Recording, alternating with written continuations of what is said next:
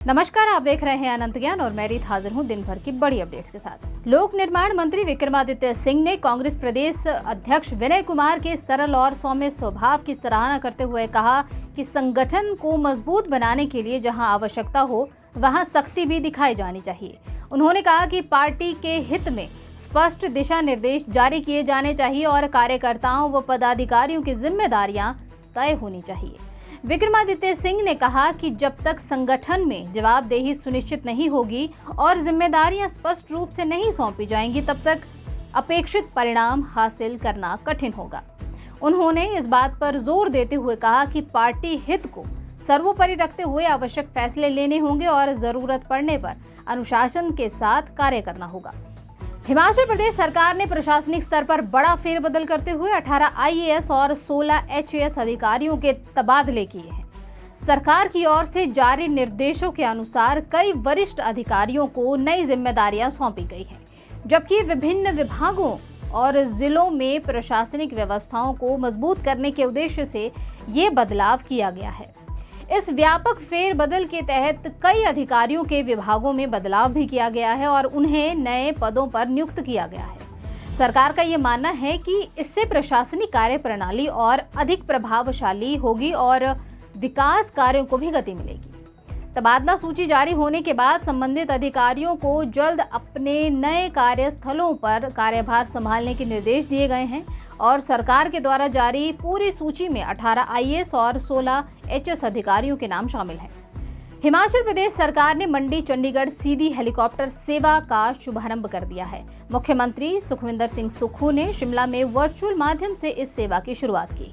हालांकि खराब मौसम के कारण पहले दिन उड़ान संचालित नहीं हो सकी है। उपायुक्त अपूर्व देवगन ने बताया कि मौसम अनुकूल रहने पर प्रतिदिन 2 उड़ानें संचालित होंगी। हेलीकॉप्टर में 6 यात्रियों के बैठने की क्षमता होगी और एक तरफ का किराया 3500 रुपये निर्धारित किया गया है और इस सेवा से मंडी से चंडीगढ़ का सफर जो सड़क मार्ग से 5 से 6 घंटे में तय होता था, अब महज 25 मिनट में पूरा किया जा सकेगा और इससे पर्यटन, व्यापार, आम लोगों को भी बड़ी सुविधा मिलने की उम्मीद है।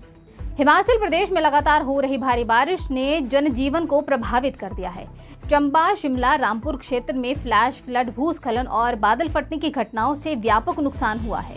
चंबा जिले के पंगोला नाला में अचानक आए फ्लैश फ्लड के कारण चंबा तीसा मार्ग बंद हो गया है। एहतियातन प्रशासन ने वाहनों की आवाजाही रोक दी है, जिससे करीब 55 पंचायतों का संपर्क प्रभावित हुआ है।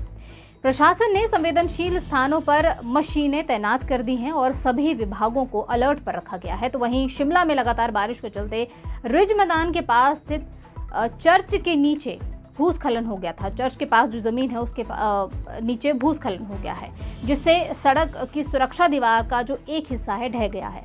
हालांकि इस घटना से किसी भी तरह के जान माल के नुकसान की सूचना नहीं है। और इसके अलावा रामपुर उपमंडल की नरैण पंचायत के ब्रांदली क्षेत्र में बादल फटने से आए तेज सैलाब ने खेल मैदान और करशोली गांव के शमशान घाट को पूरी तरह से क्षतिग्रस्त कर दिया है। राहत की बात तो ये रही कि घटना के समय वहां कोई मौजूद नहीं था, जिससे कोई भी जनहानि नहीं हुई है। प्रदेश में इस वर्ष से लागू हो रहे 16वें वित्त आयोग के तहत पंचायतों को मिलने वाला बजट अब 60:40 के बजाय 50:50 में टाइड और अनटाइड मदों पर खर्च किया जाएगा। इससे पंचायतों को स्थानीय जरूरतों के अनुरूप विकास कार्य की योजना बनाने में अधिक लचीलापन भी मिलेगा। टाइड मदों के तहत पेयजल, वर्षा जल संचयन, स्वच्छता, कचरा प्रबंधन और सीवर व्यवस्था जैसे कार्य किए जाएंगे, जिससे अनटाइड फंड का उपयोग सड़क, नाली, स्ट्रीट लाइट्स, पंचायत भवन की मरम्मत और पार्क तथा शमशान घाट जैसे विकास कार्यों पर किया जाएगा। जिला पंचायत अधिकारी कांगड़ा सचिन ठाकुर ने बताया है कि 16वें वित्त आयोग के तहत अब दोनों मदों पर समान राशि खर्च की जाएगी। प्रदेश के सबसे बड़े केंद्रीय स्वास्थ्य संस्थान एम्स बिलासपुर में मरीजों की बढ़ती संख्या को देखते हुए दूसरे चरण के विस्तार की तैयारी शुरू हो गई है और इस चरण में 960 अतिरिक्त बिस्तर जोड़ने का प्रस्ताव केंद्र सरकार को भेज दिया गया है। मंजूरी मिलने के बाद नए इंडोर ब्लॉक और अन्य भवनों का निर्माण भी शुरू हो चुका है। वर्तमान में एम्स 750 बिस्तरों के साथ सेवाएं दे रहा है। दूसरे चरण के बाद अस्पताल की क्षमता बढ़ेगी, जबकि तीसरे चरण में पूरा होने के बाद इसकी क्षमता 2250 बिस्तर तक पहुंच जाएगी। एम्स में हिमाचल के अलावा पंजाब, हरियाणा, जम्मू कश्मीर से भी बड़ी संख्या में मरीज इलाज के लिए पहुंचते हैं। बढ़ती मरीज संख्या के चलते अस्पताल विस्तार को बड़ी राहत माना जा रहा है। सोलन जिले के कसौली विधानसभा क्षेत्र की बोहली पंचायत के जोहट पटियाला गांव में नेपाली मूल के एक व्यक्ति की कथित तौर पर उसकी पत्नी और उसके प्रेमी ने मिलकर हत्या कर दी। पुलिस ने दोनों आरोपियों को गिरफ्तार कर जांच शुरू कर दी है। जानकारी के अनुसार शनिवार रात घर में आयोजित एक कार्यक्रम के दौरान विवाद हुआ, जिसके बाद व्यक्ति पर धारदार हथियार से हमला किया गया। हत्या के बाद आरोपियों ने शव को घर से करीब 500 मीटर दूर झाड़ियों में फेंक दिया। रविवार सुबह स्थानीय लोगों ने जब शव को देखा और उसकी सूचना पुलिस को दी। पुलिस ने शव को पोस्टमार्टम के लिए एमएमयू अस्पताल भेज दिया है और घटनास्थल से हत्या में इस्तेमाल चाकू भी बरामद किया गया है। एसपी सोलन ने बताया है कि मामले की गहनता से जांच जारी है। मॉनसून की शुरुआत के साथ ही जिला कुल्लू में ब्यास नदी का जलस्तर तेजी से बढ़ने लगा है। बढ़ते खतरे को देखते हुए जिला प्रशासन ने पर्यटकों को सुरक्षा के मद्देनजर रखते हुए रिवर राफ्टिंग पर अस्थायी रोक लगा दी है। पर्यटन विभाग के अनुसार मौसम विभाग के द्वारा जिले में येलो अलर्ट और ऑरेंज अलर्ट जारी किया गया है, जिसके चलते नदी नाले उफान पर आ सकते हैं और किसी भी तरह की दुर्घटना की भी आशंका बढ़ जाती है। इसी कारण ये निर्णय लिया गया है। जिला पर्यटन विकास अधिकारी रोहित शर्मा ने बताया है कि रिवर राफ्टिंग एक्ट 2005 के तहत ये रोक लगाई गई है और जब तक मौसम सामान्य नहीं हो जाता तब तक ब्यास नदी में राफ्टिंग की अनुमति नहीं दी जाएगी। प्रशासन ने यह भी साफ किया है कि अगले आदेशों तक ये प्रतिबंध जारी रहेगा ताकि किसी भी प्रकार की अनहोनी होने से बचाया जा सके और पर्यटकों की सुरक्षा सुनिश्चित की जा सके। शिमला जिले के सुन्नी थाना क्षेत्र में एक सरकारी वरिष्ठ माध्यमिक पाठशाला के प्रधानाचार्य पर 2 नाबालिग छात्रों के साथ कथित मारपीट और एक छात्रा को अभद्र टिप्पणी करने के गंभीर आरोप लगे हैं। मामले में पुलिस ने अभिभावक की शिकायत पर केस दर्ज कर जांच शुरू कर दी है। शिकायत के अनुसार प्रार्थना सभा के दौरान प्रधानाचार्य ने 16 वर्षीय छात्रा और उसके 15 वर्षीय भांजे को सार्वजनिक रूप से थप्पड़ मारे और शारीरिक रूप से प्रताड़ित भी किया। इसके साथ ही आरोप ये भी है कि उन्होंने पूरी सभा के सामने छात्रा के बारे में अशोभनीय और आपत्तिजनक टिप्पणियां भी की, जिससे उसकी गरिमा को ठेस पहुंची है। फिलहाल पूरे मामले में गहनता से जांच पुलिस कर रही है। जिला कांगड़ा के थाना क्षेत्र के गांव ठंबा में 14 वर्षीय छात्र कबीर राणा की संदिग्ध आत्महत्या से क्षेत्र में सनसनी फैल गई है।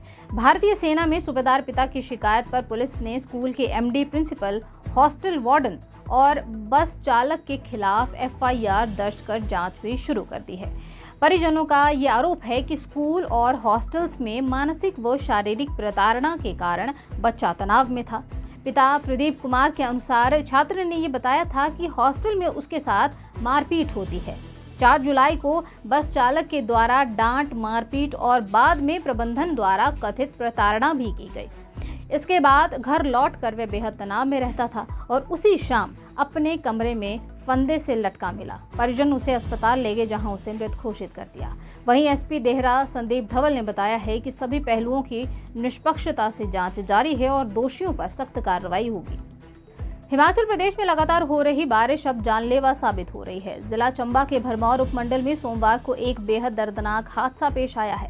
यहां बड़ी माता मंदिर में दर्शन कर लौट रहे श्रद्धालुओं की कार पर ढुकोक बड़ी मार्ग के औरा क्षेत्र के पास अचानक पहाड़ी से बड़ा पत्थर गिर गया, जिससे कार में सवार 14 वर्षीय बच्ची की मौके पर ही मौत हो गई है। हादसे में बच्ची गंभीर रूप से घायल हो गई थी, जिसे स्थानीय लोगों की मदद से सिविल अस्पताल भरमौर पहुंचाया गया था, जहां चिकित्सकों ने उसे मृत घोषित कर दिया। पुलिस अधीक्षक विजय सकलानी ने यह बताया है कि प्रारंभिक जांच में हादसे का कारण पहाड़ी से पत्थर गिरना सामने आया है और मामले की जांच जारी है। तो वहीं प्रशासन ने लोगों से बरसात के मौसम में संवेदनशील मार्गों पर यात्रा के दौरान विशेष सावधानी बरतने की भी अपील की है। हिमाचल प्रदेश के युवाओं के लिए दुबई और मॉरिशस में रोजगार पाने का सुनहरा अवसर है। आईएसएफ कंपनी 225 पदों की भर्ती के लिए 11 से 14 जुलाई तक सोलन, बद्दी, बिलासपुर और सुंदरनगर में कैंपस इंटरव्यूज आयोजित करने जा रही है। भर्ती के तहत दुबई में 100 security guard, 50 taxi driver, 50 bike Riders यानी फूड डिलीवरी के लिए और मॉरिशस में 25 सर्वेयर के पद भरे जाएंगे।